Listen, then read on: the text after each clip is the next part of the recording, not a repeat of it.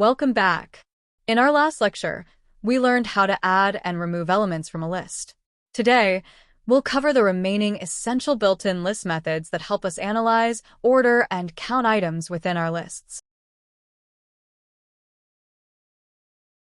1. Ordering and reversing lists. These methods allow you to change the sequential order of elements in the list.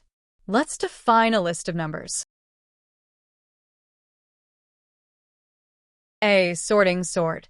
The sort method reorders the list elements in ascending order, from smallest to largest. Crucially, this method modifies the list in place, meaning it changes the original list directly and does not return a new one. B. Reversing, reverse. The reverse method simply reverses the current order of the elements in the list. Like sort, it also modifies the list in place.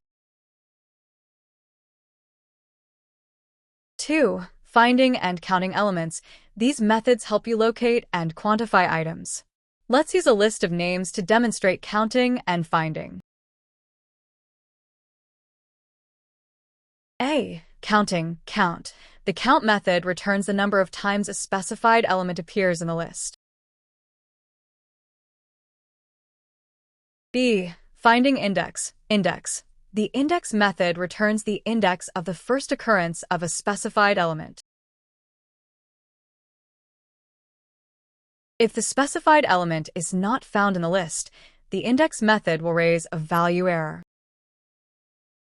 3. Clearing the list, clear. Finally, the clear method removes all elements from the list, making it an empty list.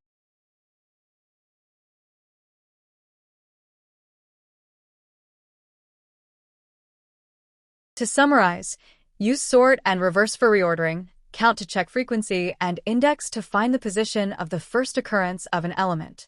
Remember that lists are mutable, so sort and reverse change the original list directly. We've now learned the list data type.